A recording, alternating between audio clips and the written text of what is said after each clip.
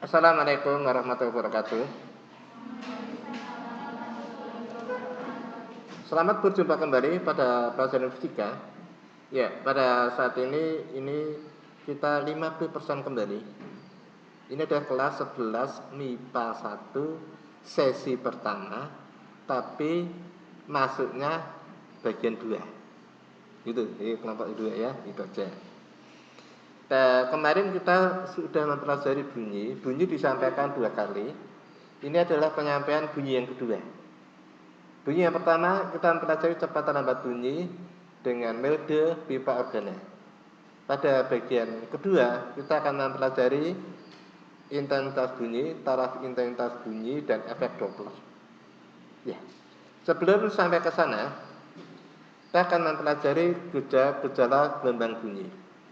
Pada gejala gelombang bunyi, ini sifat gelombang ini tidak berlaku untuk bunyi saja. Itu adalah sifat untuk gelombang. Gelombang itu kan banyak sekali. Nah, gelombang kan bisa dibagi menurut arah getarnya. Itu menjadi gelombang transversal dan gelombang longitudinal.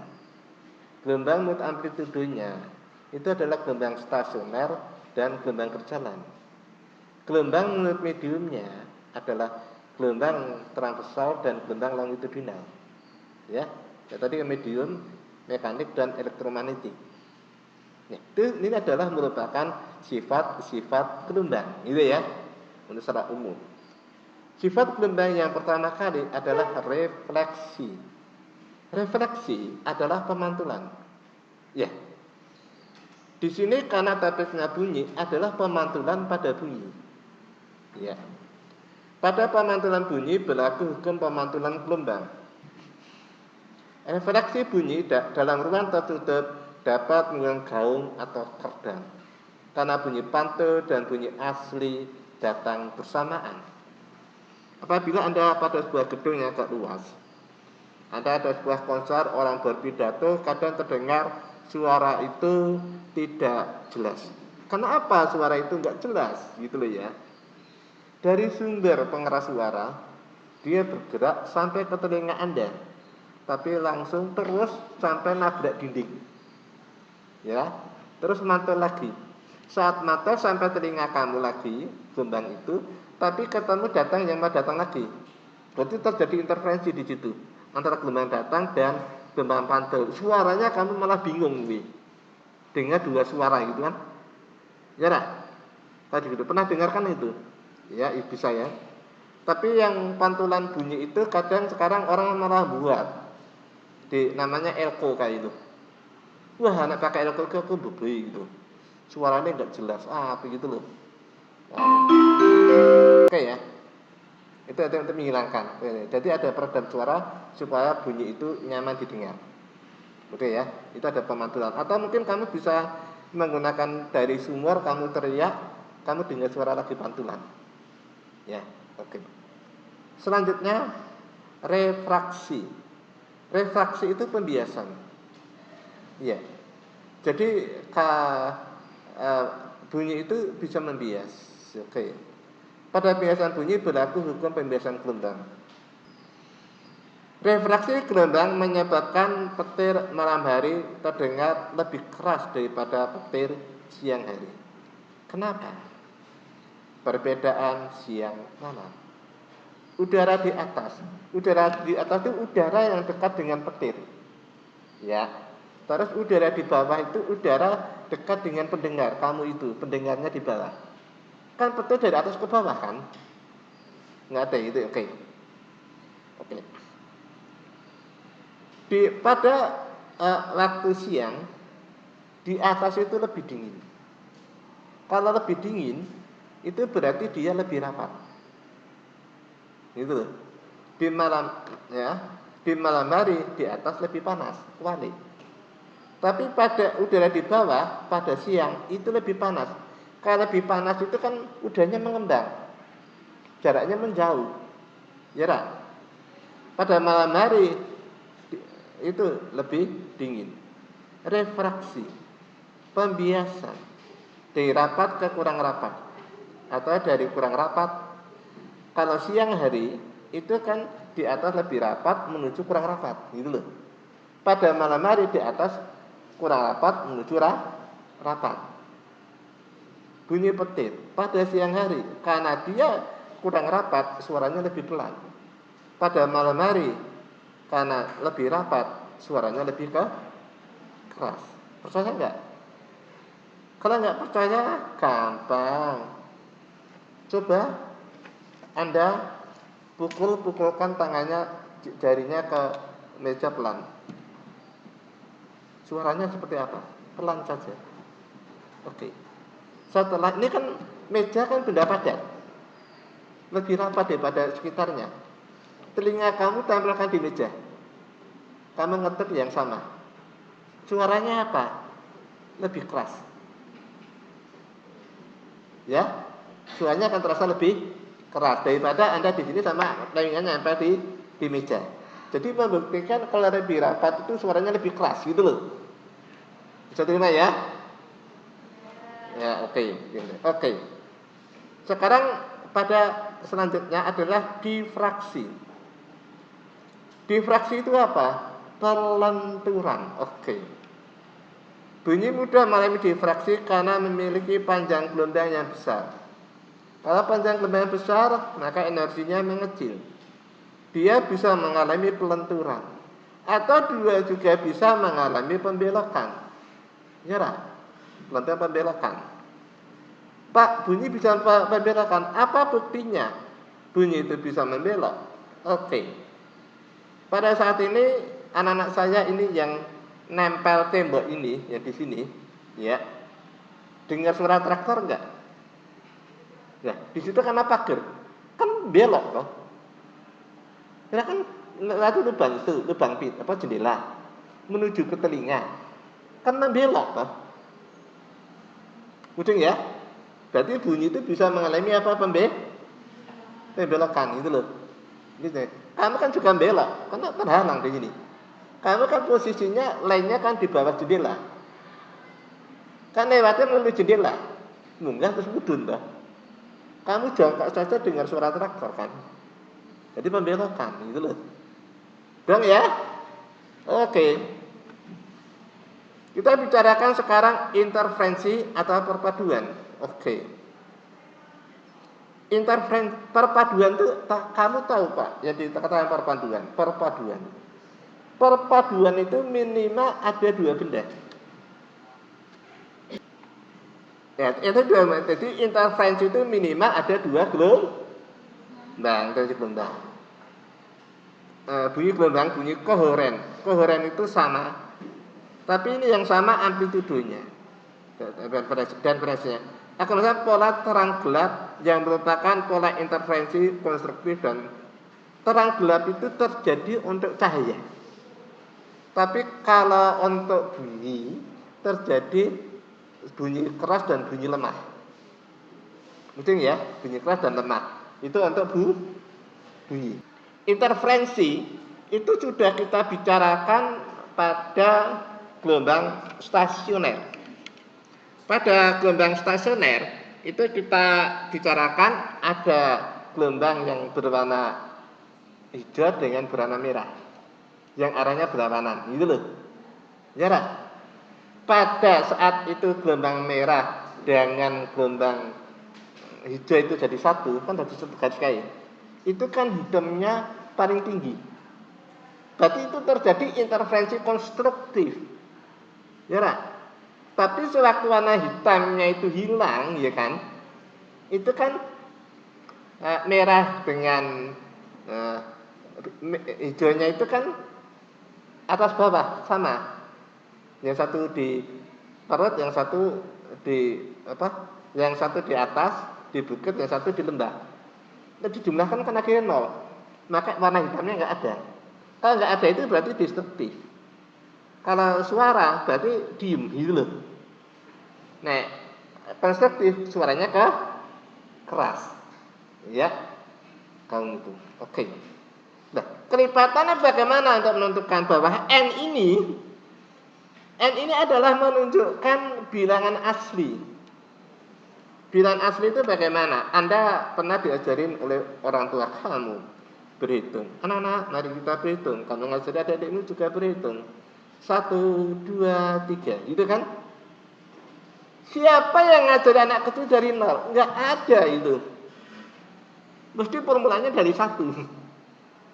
Itu bilangan yang didapatkan pertama kali sewaktu kamu kecil. Itu namanya bilangan asli. Jadi N itu merupakan bilangan asli. Ya.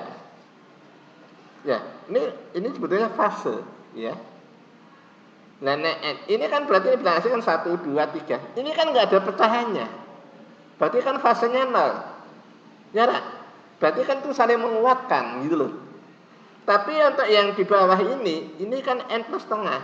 2,5, 3,5, 4,5. Kan fasenya setengah. Kan atas di bawah. Jadi saling melemahkan gitu loh. Yang dipakai kan pecahan nih di fase itu. Dengar di sini. Ini jadi konseptif dan destruktif. Oke. Ini misalkan sebuah air. Ya. Ini sebagai pulsa, 1 titik jatuh. Kita jatuhkan. Ini akan terjadi gelombang menyebar gini. Pernah Anda lihat di air di kolam Anda jatuhkan kerikil. Terjadi pola seperti ini. Iya. Oke ya. Tapi kalau jatuhnya berulang kali bagaimana? Kalau jatuhnya berulang kali berarti bukan ini terjadi sebuah gelombang. Ya, bagaimana?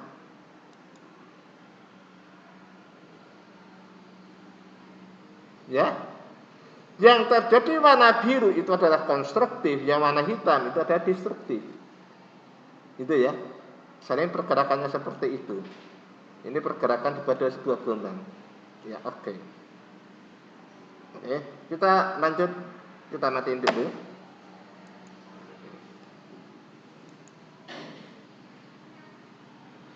Oke. Sekarang apabila ini ada dua sumber, dua jatuh. Kita cek yang satu dulu. Mungkin ini ya. Seperti tadi gambar baru 1 ya. Bisa bayangkan enggak? Banyak air. Nah, ini ada 2 yang jatuh, bagaimana? Maka terjadi pola yang seperti ini. Ini yang dinamakan sebuah interferensi. Yang berwarna biru adalah konstruktif, yang warna hitam adalah destruktif. Gitu loh. Terjadi pola yang seperti ini. Oke. Ini berarti interaksi dan sekarang kita pindahkan lagi ke interferensi. Karena yang di sini ini adalah menunjukkan cahaya bunyi bisa mengalami pembelokan atau gelombang bisa membelok. Oke. Gelombang yang kita luruskan. Oke. Ini kan ada lubang. Ya, Ra? Kita klik di sini. Set. Kembali lubang ke sini. Ini nyamping ke sana gitu loh. Jadi kemudian kamu coba dengar tadi itu loh. Karena yang seperti ini prosesnya. Ini yang namanya diffraksi. Itu ngerak? Iya. Oke. Pada diffraksi ini diperkecil bagaimana? Ini ya. Oke. Tak mati lagi ya. Kalau di sini ada celah. Bagaimana? Ada two slide. Kita hidupkan. Terjadi di sini ada sumber baru. Maka keluarnya di sini terjadinya interferensi. Gitu loh. Jadi ada bayangan. Ini bisa diperkecil. Jaraknya. Itu ya. Ya bisa diperhatikan. Oke. Kalau ini kita hentikan, kalau ini blank-kan, no banter, kan jalannya lurus ini. Betul tak? Jadi kan ada penghalang, kalau kan lurus itu. Berarti kalau nanti digambar, ini kan lurus ke sana, gambar di sini lurus ke sana. Mudah ya? Atau prosesnya, udah? Efek Doppler. adalah perubahan frekuensi antara panjang gelombang sumber. Sumber ini adalah sumber getah. Sumber gelombang yang diterima oleh pengamat. Pengamat itu berarti pendengar. Betul ya? Pengamat itu pendengar. Bunyi kan ada sumber, ada pendengar, dan medium. Oke. Karena adanya gerak relatif di antara keduanya. Gerak relatif itu bisa apa? Salah satu bergerak. Tadi bisa sumbernya diem, pendengarnya bergerak, atau sumbernya bergerak, pendengarnya diem. Ya, kalau yang pendengarnya bergerak, sumbernya bergerak, pendengarnya diem, contohnya apa? Mobil ambulan. Kamu di pinggir jalan, ya kan? Kamu diem, ada mobil ambulan, kan nggak bunyi. Waktu mendekat kamu suaranya keras, waktu menjauhi kamu suaranya pelan, gitu kan? Itu mobil ambulan. Oke. Kalau yang sumbernya diem, pendengarnya bergerak, ngapain? Contoh nih. Misalkan kamu mau berangkat masjid atau pengajian ya loh. Kan mengenai diem dah. Kamu mendekati dah. Waktu kamu mendekat suaranya lebih keras, waktu menjauh suaranya pelan, gitu kan? Tapi juga bisa juga berjalan berpapasan, sama-sama bergerak lawan arah. Ketemu mobil ambulan atau pemadam kebakaran, kamu naik motor berpapasan. Banyak contoh ya. Itu contoh-contoh ya. Jadi sumbernya adalah antara pendengar dengan sumber. Itu kunci pokoknya. Rumusnya ini, tapi saya mengatakan ini sama saja cara mengapalkannya. Saya mengatakan VP per ini FP per V plus minus VP sama dengan Fs V plus minus Vs ya. Nek S karo S, nek P karo P. Itu trik saya mengapal. Ini juga boleh supaya nggak terbolak-balik. Kunci yang pertama kali yang harus Anda dapatkan, ini ada pendengar, ini ada sumber. Misalkan sumbernya diem. Oke ya. Sumbernya diem, contohnya tadi menara masjid ya. Oke. Kamu pendengar. Kamu bergerak menuju sumber. Suaranya tambah keras atau tambah lemah? Tambah keras, betul ya? Kalau tambah keras berarti itu positif tandanya. Bisa ngapakan nggak? Logikanya ya, supaya kamu bisa hafal. Ono masjid, diem. Ya, ada suara dari masjid. Terus kamu bergerak menuju masjid, suaranya tambah keras, oh positif. Dapatnya si jiwai, nggak usah dihafalkan semuanya. Paham anakku yang cantik yang ganteng? Ya. Terus lainnya bagaimana? Iki gue pedoman gitu loh ya. Nek searah tandanya positif gitu loh. Nek ini ke sana berarti apa? Sumber menjadi pendengar, ya.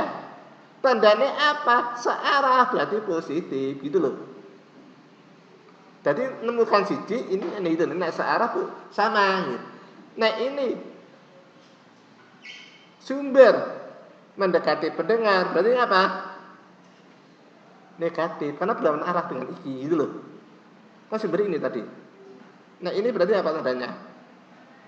Pendengar menjadi sumber apa? Negatif. Paham nggak? Satu yang diapakan akan tahu semuanya gitu loh. Ojo diapake kabeh. Satu nanti dia akan tahu gitu. Tak tahu konsepnya, cara trik menghafal gitu ya. Ini nggak usah kita bacakan ya. Saya sendiri. Karena waktunya biar irit. Oke, gitu ya. Selanjutnya.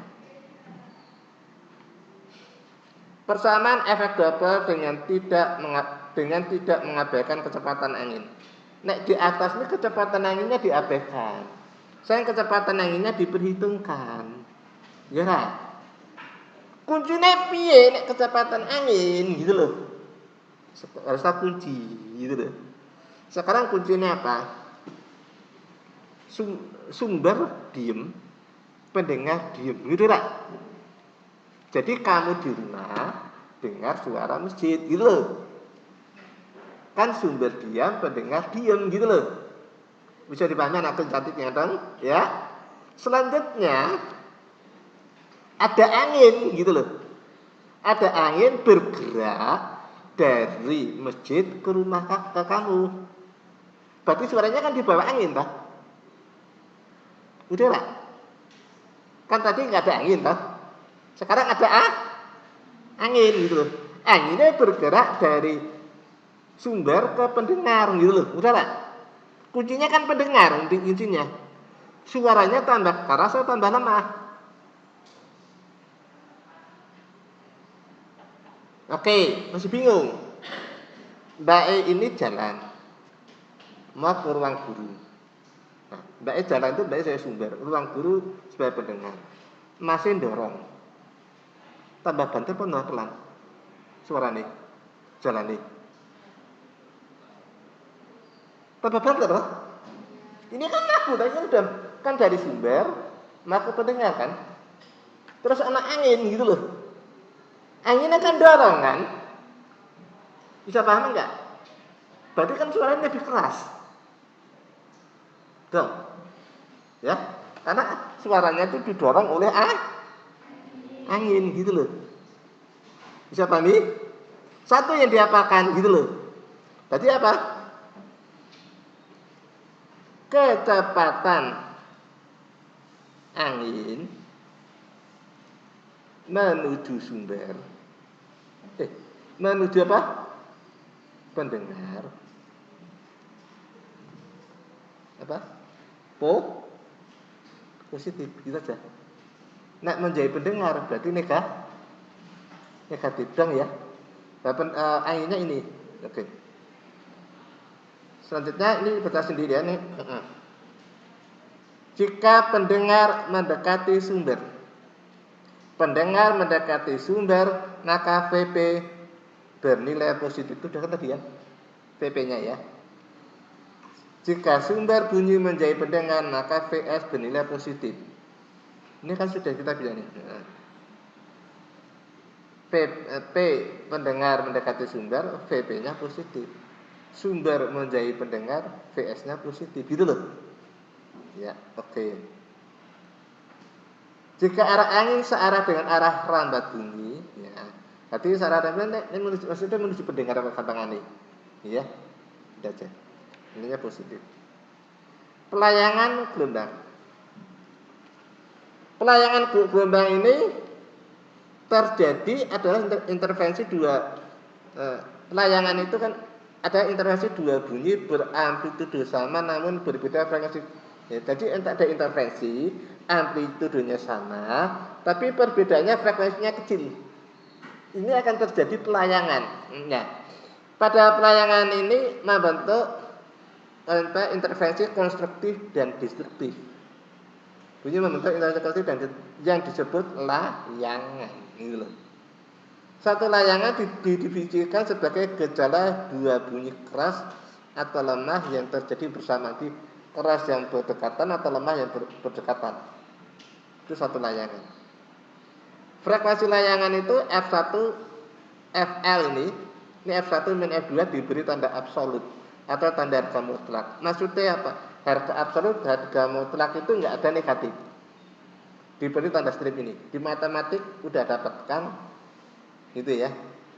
Jadi F1 lebih besar dari F2. Ini enggak penting nih sebetulnya saya. Tapi ini sudah ada tanda harga mutlak. 3 kurangi 5 diberi harga tanda mutlak, hasilnya berapa? 2, bukan min 2. Karena ada tanda harga mutlak. Mudeng. Contohnya ini loh. 3 kurangi 5. Ini sama dengan 2. Karena ini tanda harga mutlak. Ini tidak ada harga mutlaknya, min 2. Itu loh. Dong ya? Nah, oke. Sekarang yang akan kita bicarakan selanjutnya adalah intensitas gelombang bunyi. Pada saat pembicaraan intensitas gelombang bunyi, kita buat cepat. Intensitas gelombang bunyi adalah daya gelombang. Daya itu P. Daya gelombang yang dipindahkan melalui bidang seluas. Luas itu A. Satu satuan yang tegak lurus dengan arah lambat gelombang. Jadi rumusnya IP per A. Oke. Bunyi itu merambat dalam segala penjuru. Ya. Berarti P per A. A itu segala penjuru. Berarti luasnya luas apa? Nah, aku segala penjuru. Luas bola. Jadi pusatnya nang apa? Sumbernya nang pusat bola. Terus luas bola itu. Udah tak? Kan bunyi kemana-mana geraknya toh. Dari atas bawah nyampe semua kena kan? Berarti luasnya luas bola, nek bunyi. Gitu loh. Berarti apa? Luas bola itu 4 pi r kuadrat. Kalau ada soal gini loh. Pada jarak R1 intensitasnya I1. Berapa intensitasnya pada jarak R2? Gitu loh. Itu kan hubungannya I karo R Pak. Kalau hubungannya I dengan R saja, maka hanya I sebanding dengan super R kuadrat. Kalau I dan R saja. Nah, karena I2 per I1 gitu loh.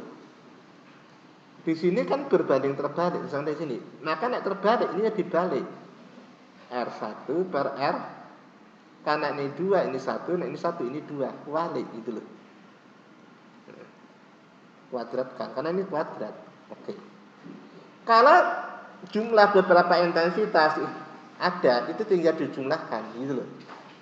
Misalkan kamu di luar kelas ini, saya ngomong kan punya intensitas.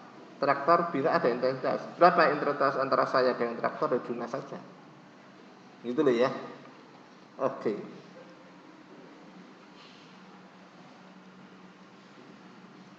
Ini persamaan jadi sudah kita bicarakan. Taraf intensitas bunyi adalah 10 kali logaritma perbandingan.